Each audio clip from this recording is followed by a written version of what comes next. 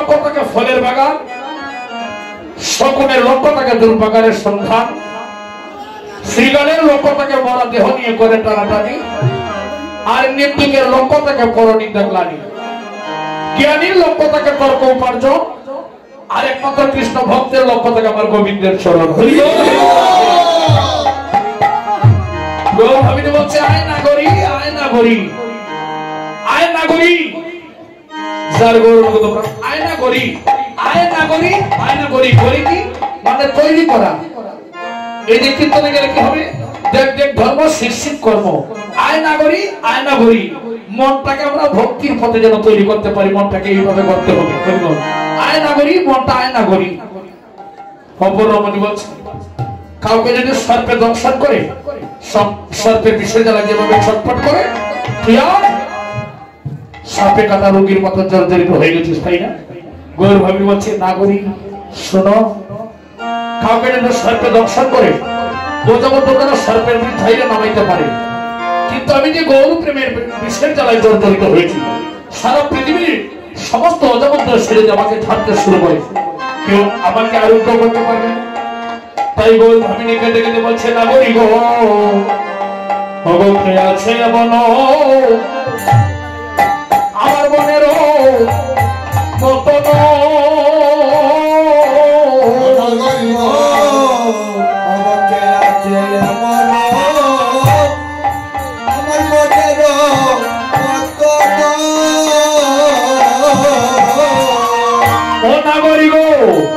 আমি কাহারে কহিব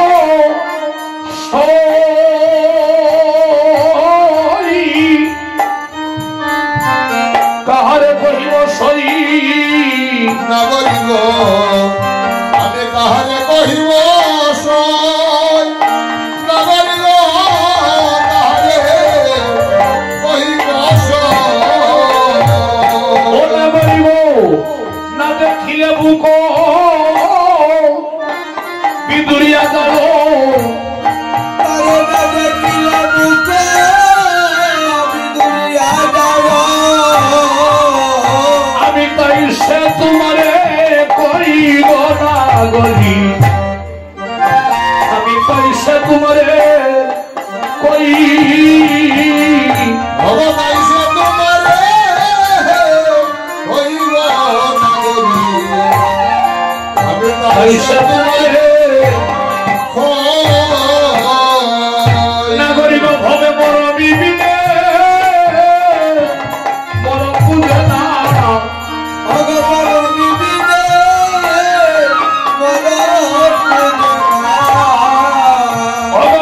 প্রেমে বড় বিবিনা, বড় বিবিনে কেউ বড় বুঝে না,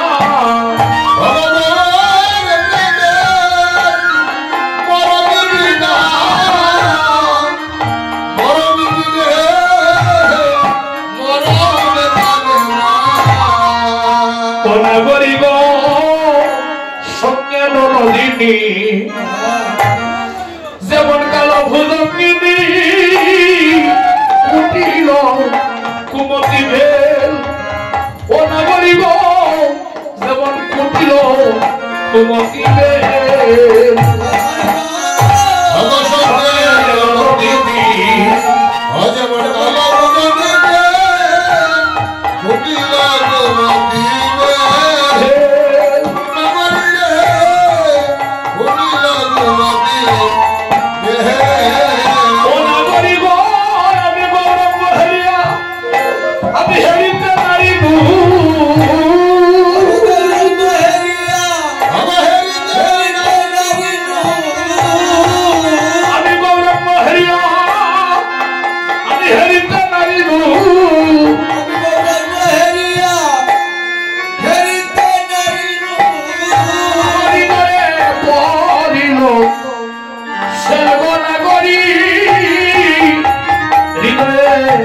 করিল সে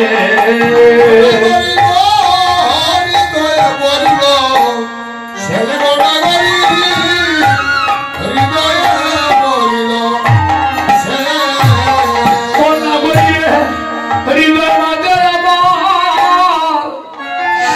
করিল অগরিল মাঝে আমার শেলি করিল অবসরমণির তীরে গিয়া হৃদয় মাঝে আমার শেল করিল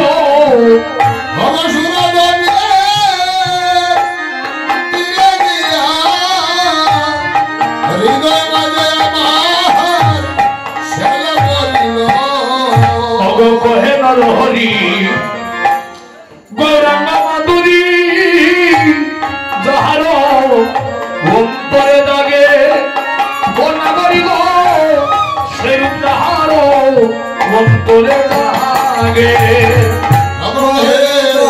হরি গৌরাঙ্গ মাধুরী যাহার অন্তরে দাগে সেই রূপ যাহার অন্তরে জাগে বনাগরি গো কুলশীলতায় সব কষ্টি যায়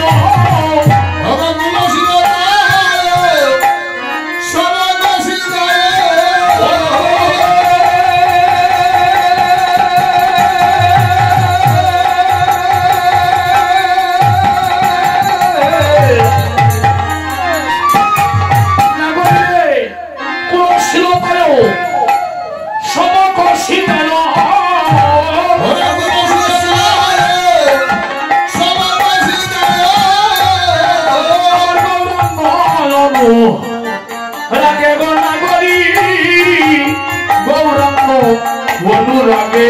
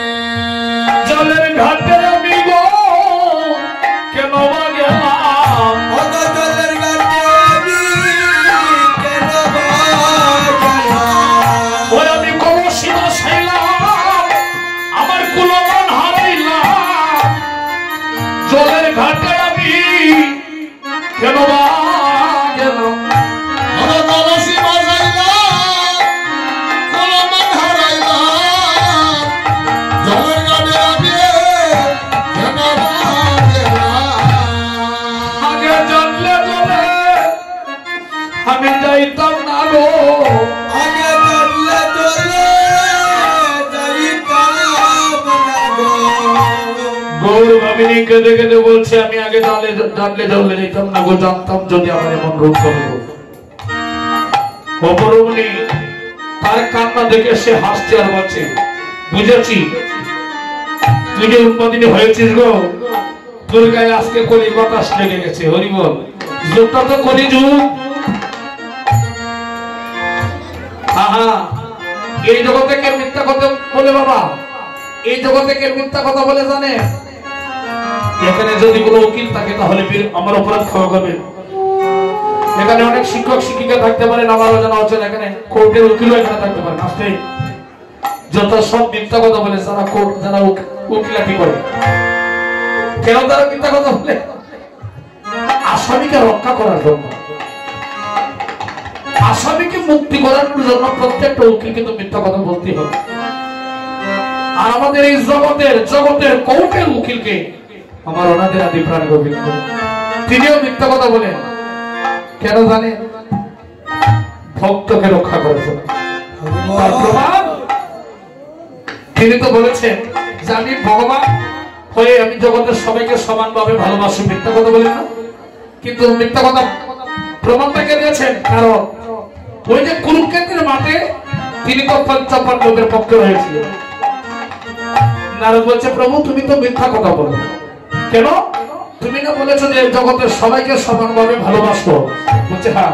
তাহলে তুমি পঞ্চ পাণ্ডবের পক্ষে রইলে গেল, সারা বিশ্ববাসী কেন তোমাকে কুরুক্ষেত্রের মাঠে এক পক্ষে দেখতে পেল? জজকে যমরাজ, জজ হচ্ছে যমরাজ,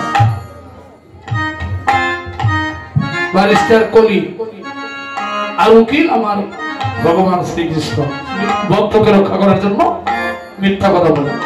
তখন বলেছেন এই শোনো না, আমি জগতের সবাইকে সমানভাবে ভালোবাসি। আর কেন পঞ্চ পাণ্ডবের পক্ষে রয়েছে জানো? দুর্যোধনের মনে অহংকার, তাদের মনের মধ্যে বিশ্বাস নাই, ভক্তি নাই, প্রেম নাই। দেখবেন দুইজন ভক্ত আছে, একজন হচ্ছে ত্রেতা যুগের নাম ভক্ত কমলপুত্র হনুমান, আর তারপরে অর্জুনের রথের সারথি ভগবান কৃষ্ণ। অর্জুনের পূজা হয় না, হনুমানের পূজা হয়। দুই ভক্তের মধ্যে একমাত্র হনুমানের পূজা হয়। হনুমান পূজা পায় কেন? একমাত্র ভক্তির কারণে। হনুমান সাগর বন্ধন করেছিলেন, পাথর বসাইছিলেন। হনুমান তুমি করেছো, সব রামচন্দ্রের উপরে ছেড়ে দিতে। প্রভু আমি কিছু জানি না, সব তুমি জানো। আমি কিছু করি না, সব তুমি করো। আর অর্জুন মাঝে মাঝে অহংকারের কথা বলতেন, যা করেছে আমি করেছি। এই যে তার আমিত্ব দূর হয় না। তাই কৃষ্ণ বলেছিলেন কেন আমি এক পক্ষে রয়েছি? পঞ্চ পাণ্ডবের অন্তরে ভক্তি বিশ্বাস প্রেম আছে বিধায় আমি ভক্তের পক্ষে থাকি। তাই শরীর এবার অপরমণি বলছে তোর গায়ে কলির বাতাস লেগে গেছে, তোর মাথায় কি ঘোমটা ছিল না? গৌরভাবী বলছে না করি কথা বলিস না, আমার মাথায় ঘোমটা ছিল। আমি যখন এইভাবে মাথায় ঘোমটা রেখে কলসিতে জল ভরতে উদ্যত হয়েছিলাম, শুনতে পাচ্ছি কি সুরনদীর ঘাটে সুরনদী, সুরনদীর ঘাটে সুরনদী, শুনে আমি অনুমানিনি শুনলাম সুরনদীর ঘাটে সুরনদী। আমার শুনে আমি অনুমানিনি আমার সুরনদীর ঘাটে সুরনদী। অনাগরি মনে লইব এই নদিয়া ঝুলি, অনাগরি আমার আমাদের দেহ ছাড়ি।